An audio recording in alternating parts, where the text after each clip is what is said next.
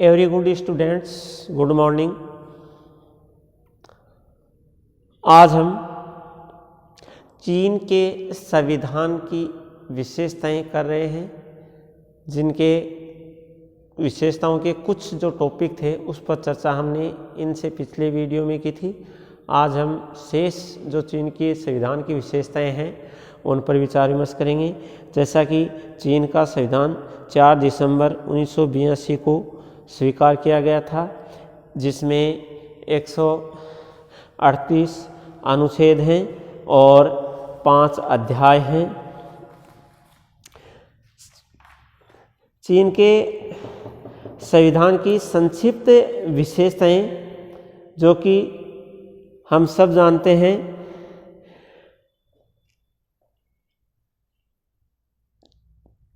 लिखित संविधान है,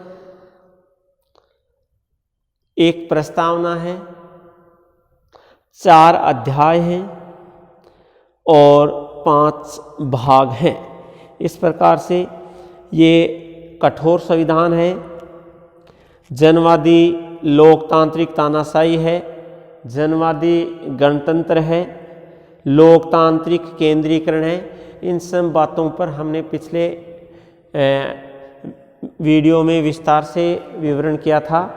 आज हम नागरिकों के मूलभूत इसकी अगली जो विशेषताएं हैं, चीन के संविधान की अगली विशेषताएं, चीन के संविधान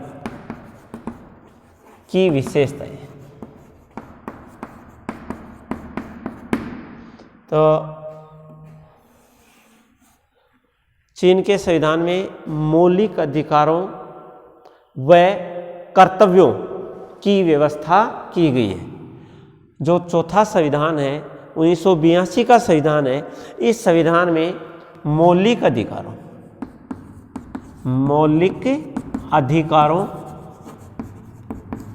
व कर्तव्यों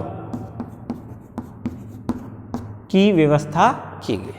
तो चीन के संविधान में अनुच्छेद दूसरे अध्याय में, चीन के संविधान में दूसरे अध्याय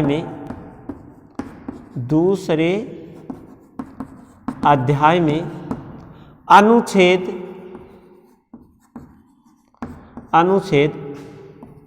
33 से 56, दूसरे अध्याय में अनुच्छेद 33 से 56 के बीच मौलिक अधिकारों का उल्लेख किया गया है। इन अनुच्छेदों में मौलिक अधिकारों का उल्लेख किया गया। तो 4 मौलिक अधिकार बताए गए। कितने मौलिक अधिकार बताए गए हैं? 4। आर्थिक अधिकार, आर्थिक अधिकार।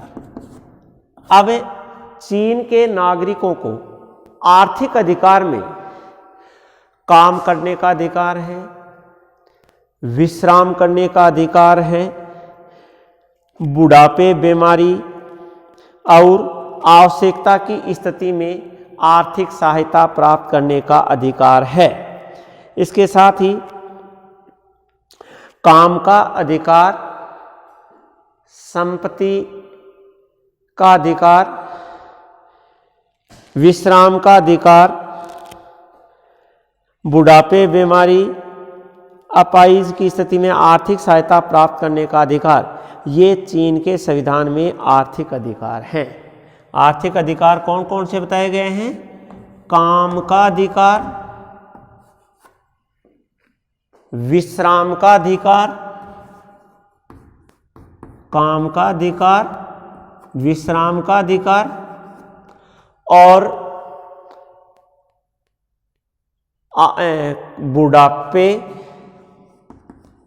बुढ़ापे, बीमारी या अपाहिज की स्थिति में आर्थिक सहायता पाने का अधिकार, ये अधिकार है। काम का, विश्राम का, बुढ़ापे, बीमारी या अपाहिज की स्थिति में आर्थिक सहायता पाने का वहाँ के नागरिकों को आर्थिक अधिकार दिया गया है। और इन अधिकारों का उल्लेख दूसरे अध्याय में 33 से 56 के बीच जो अनुच्छेद है उसमें किया गया है। अब दूसरा अधिकार, एक तो आर्थिक अधिकार, दूसरा है राजनीतिक अधिकार। राजनीतिक अधिकार,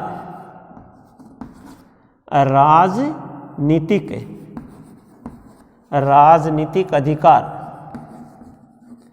राजनीतिक अधिकार में कौन कौन से अधिकार हैं? तो मत देने का अधिकार, मत देने का अधिकार, और सरकारी अधिकारियों के विरुद्ध शिकायत दर्ज कराने का अधिकार। संविधान इस बात की स्वतंत्रता देता है कि नागरिकों के अधिकारों के हनन की स्थिति को उचित अधिकारियों तक पहुंचाए। यानी चीन के नागरिकों को राजनीतिक अधिकार दिए गए हैं, जिसमें नागरिकों को मत देने का अधिकार है। आप जो उच्च अधिकारी हैं, अगर वो संविधान का पालन नहीं करते हैं तो उनकी या जनता को पीड़ित करते हैं तो सरकारी अधिकारियों के विरुद्ध शिकायत करने का अधिकार है। अपने संविधान इस बात की भी गारंटी देता है कि यदि कोई अधिकारी मौलिक अधिकारों का हनन करता है तो उस स्थिति को उचित प्रशासनिक अधिकारियों तक पहुंचाया जाए। तो इस प्रकार से ये राजनीतिक अधिकार चीन के नागरिकों को दिए गए हैं। चीन के किसी भी नागरिक को कोई भी सरकारी कर्मचारी की वजह से कोई हानि नहीं पहुंचा सकता। यानी चीन के जो नागरिक हैं उसको किसी भी सरकारी कर्मचारी की वजह से कोई हानि नहीं पहुंच सकती। अब सामाजिक व सांस्कृतिक अधिकार। तीसरा, सामाजिक व सांस्कृतिक अधिकार। सामाजिक व सांस्कृतिक अधिकार। सांस्कृतिक अधिकार। सामाजिक व सांस्कृतिक अधिकार। चीन के संविधान में नागरिकों को सामाजिक व सांस्कृतिक अधिकार दिए गए हैं, जिसमें कला, साहित्य, विज्ञान, संस्कृति सभी के क्षेत्र में नागरिकों को स्वतंत्रताएं प्राप्त हैं, अधिकार प्राप्त हैं। अनुसंधान करने का अधिकार प्राप्त है और तकनीकी व सांस्कृतिक कार्यक्रम करने का अधिकार है। यानी चीन के नागरिकों को सामाजिक व सांस्कृतिक अधिकार प्राप्त है। यानी नागरिकों को कला, साहित्य, विज्ञान के क्षेत्र में स्वतंत्रताएं प्राप्त हैं और इनके क्षेत्र में चीन के नागरिकों को शोध यानी अनुसंधान, कला, साहित्य, संस्कृति के क्षेत्र में शोध करने का अधिकार प्राप्त है। इसके अलावा चीन के नागरिकों को कला, साहित्य, संस्कृति के विकास के लिए तकनीकी व अनेक सांस्कृतिक कार्यक्रम करने का अधिकार भी प्राप्त है। व्यक्तिगत स्वतंत्रता चौथा अधिकार है चीन की। तीसरा, चौथा अधिकार है व्यक्तिगत स्वतंत्रताएं। व्यक्तिगत स्वतंत्रताएं। व्यक्तिगत स्वतंत्रताएं।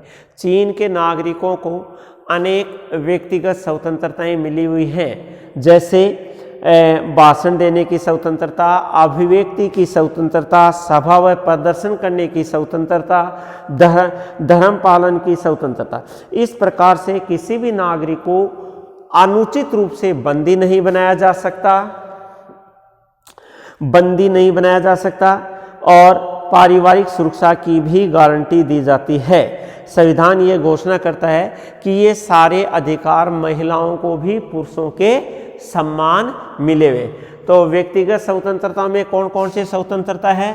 भाषण, अभिव्यक्ति, भाषण की स्वतंत्रता, अभिव्यक्ति स्वतंत्रता, संघ व प्रदर्शन करने की स्वतंत्रता, संघ व प्रदर्शन करने की स्वतंत्रता।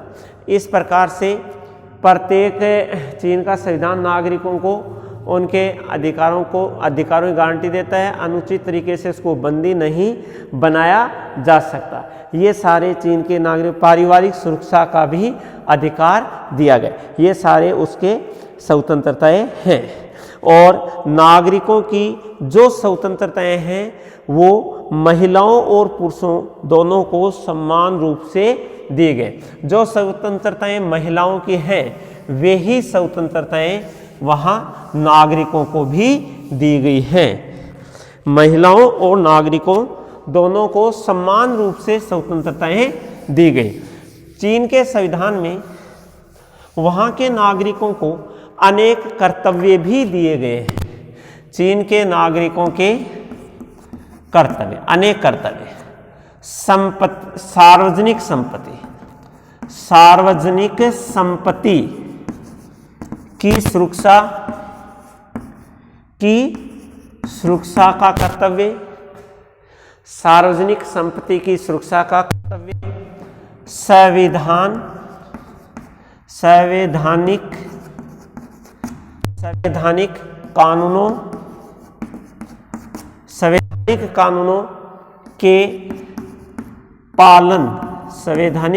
के पालन का कर्तव्य, मातृभूमि की रक्षा का कर्तव्य, सेना में भर्ती होने के लिए सदैव तैयार रहना, और करों का नियमानुसार अदाई करना। सेना में भर्ती होने के लिए तैयार रहना, सेना में भर्ती होने के लिए सदैव तैयार रहना,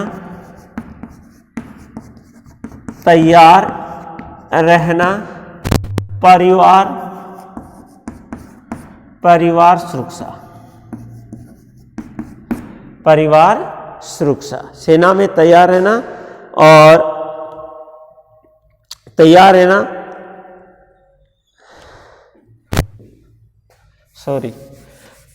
सेना में भर्ती होने के लिए सदैव तैयार, सार्वजनिक संपत्ति की सुरक्षा, संवैधानिक कानूनों का पालन, सेना में भर्ती होने के लिए सदैव तत्पर रहना। इस प्रकार के अनेक कर्तव्य दिए, जैसे करों का नियमानुसार अदायगी करना, करों का नियमानुसार अदायगी करना, करों का नियमानुसार अदायगी। इसके अलावा आक्रमणों से रक्षा,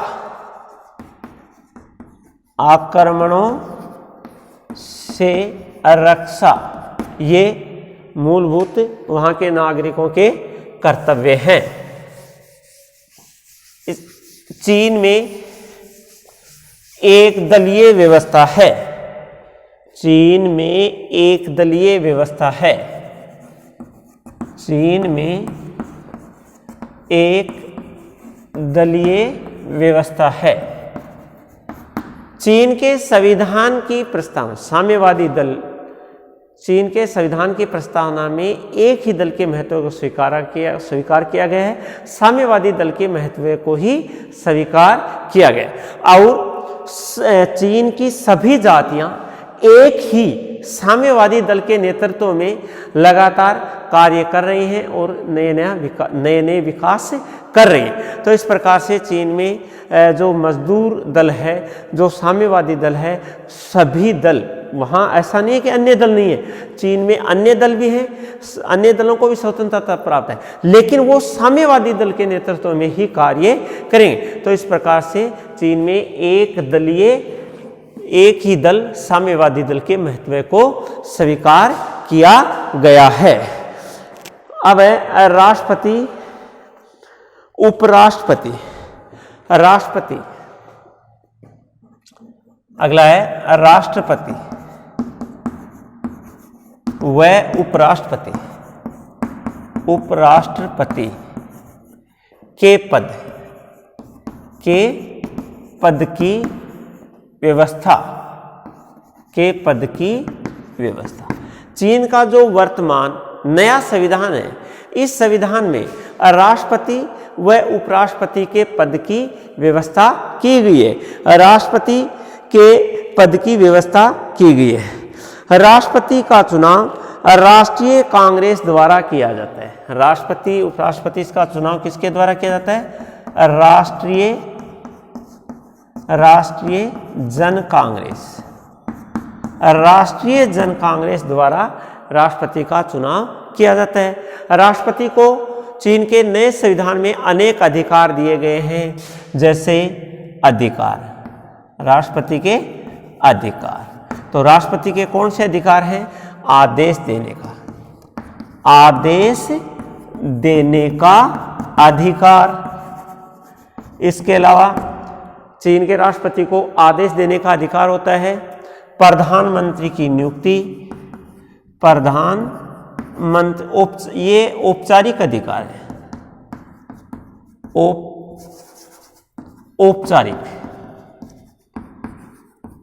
औपचारिक अधिकार है।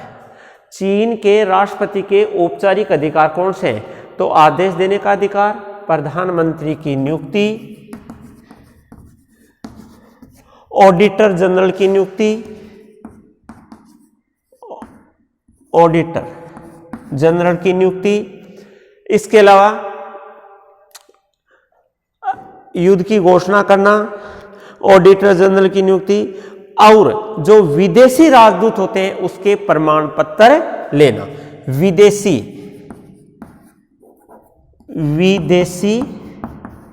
राजदूतों के प्रमाण पत्र स्वीकार करना,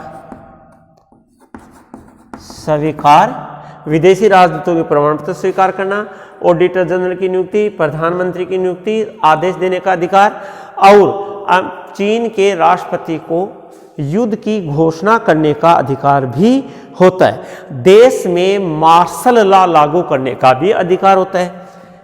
अब चीन के राष्ट्रपति को युद्ध की घोषणा करना व मार्शल लॉ लागू करने का भी चीन के राष्ट्रपति को अधिकार होता है। चीन के राष्ट्रपति की ये शक्तियां हैं, लेकिन उसे सेनाओं की शक्ति का संचालन करने का अधिकार नहीं होता।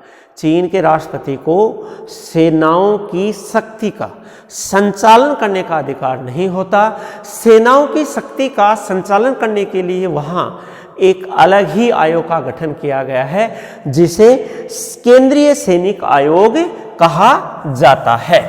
तो ये चीन के राष्ट्रपति की शक्ति है। चीन के राष्ट्रपति का कार्यकाल 5 वर्ष होता है। चीन के राष्ट्रपति का कार्यकाल कितना होता है? तो चीन के राष्ट्रपति का कार्यकाल होता है 5 वर्ष।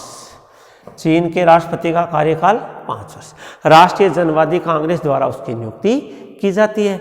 आदेश देने का अधिकार, प्रधानमंत्री की नियुक्ति, ऑडिटर जनरल की नियुक्ति, और विदेशी राजदूतों के प्रमाण पत्रों को स्वीकार करना, युद्ध की घोषणा करना, मार्शल लॉ लागू करना, ये उनके अधिकार और शक्तियां होती हैं। अब है केंद्रीय सैनिक आयोग। अगली विशेषता चीन के संविधान की क्या है?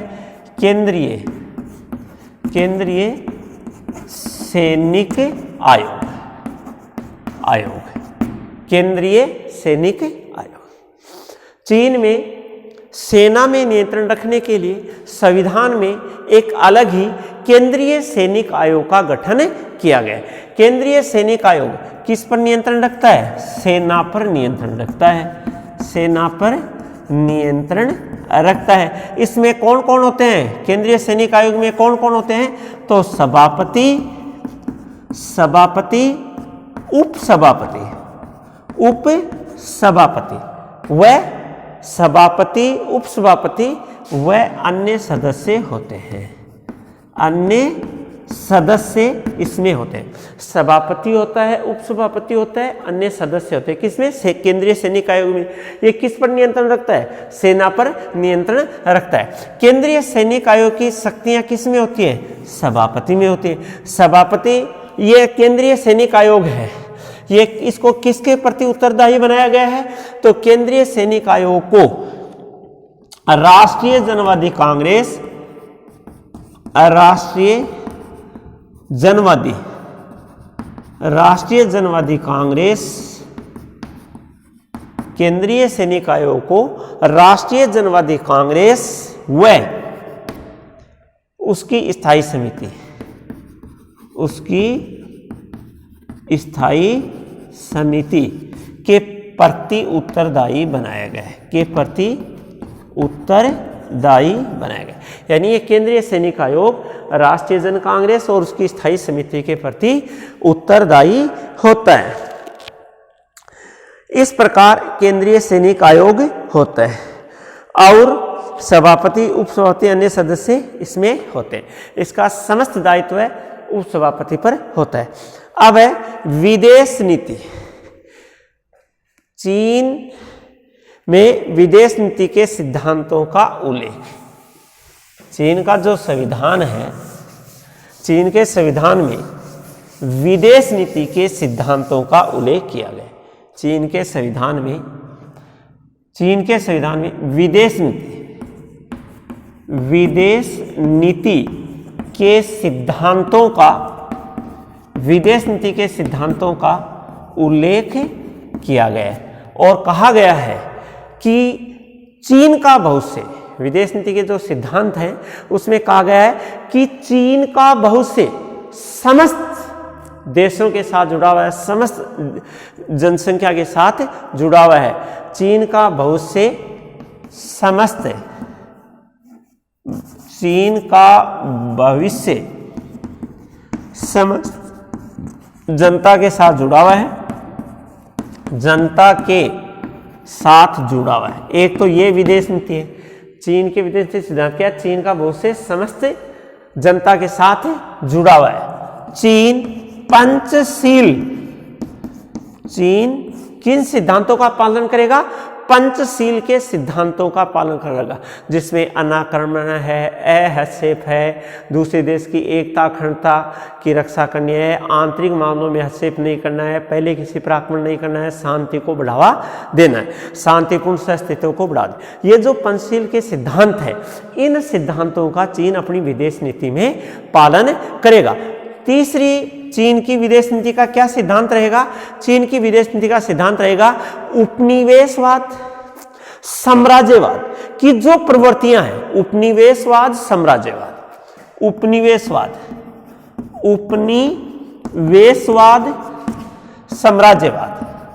साम्राज्यवाद की जो प्रवृत्तियां हैं, इन प्रवृत्तियों का चीन विरोध करेगा। जो गरीब राष्ट्र हैं, जो विकासशील राष्ट्र हैं, उन राष्ट्रों में जो स्वतंत्रता आंदोलन चल रहा है, उन राष्ट्रों के स्वतंत्रता आंदोलनों का चीन समर्थन करेगा। यानी विकासशील देशों के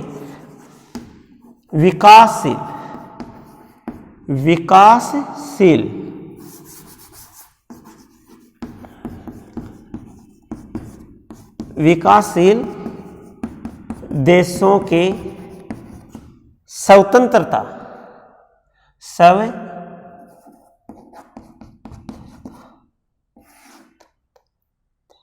आंदोलनों का चीन समर्थन करेगा। और चीन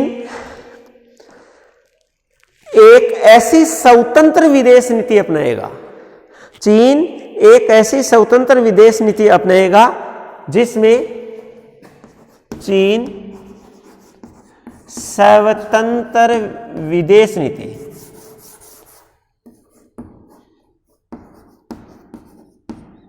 स्वतंत्र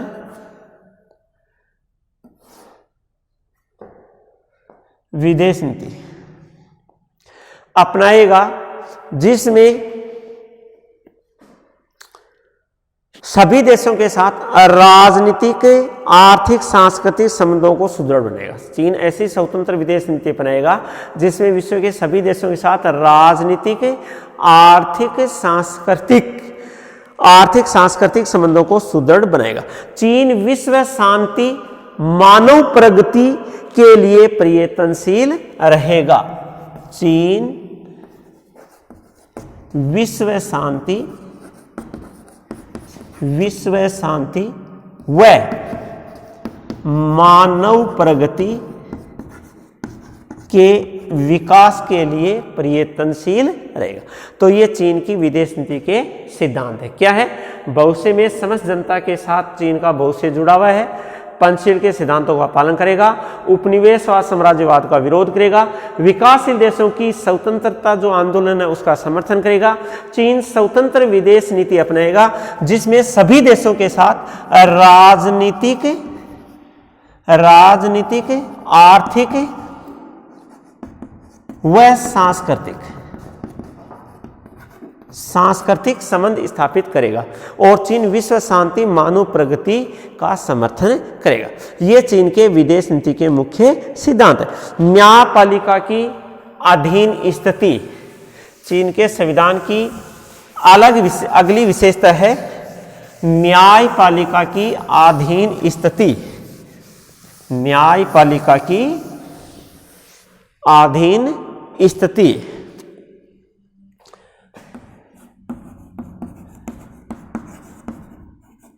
न्यायपालिका की अधीन स्थिति यानी चीन में न्यायपालिका प्रशासन का एक अंग है लेकिन स्वतंत्र अंग नहीं है, अधीन अंग है। प्रशासन का एक अधीन अंग यानी न्यायपालिका राष्ट्रीय जनवादी कांग्रेस के अधीन काम करे। क्यों? क्योंकि न्यायपालिका को संविधान की व्याख्या करने का अधिकार नहीं है, संविधान विरोधी कानूनों को रद्द करने का अधिकार नहीं दिया गया।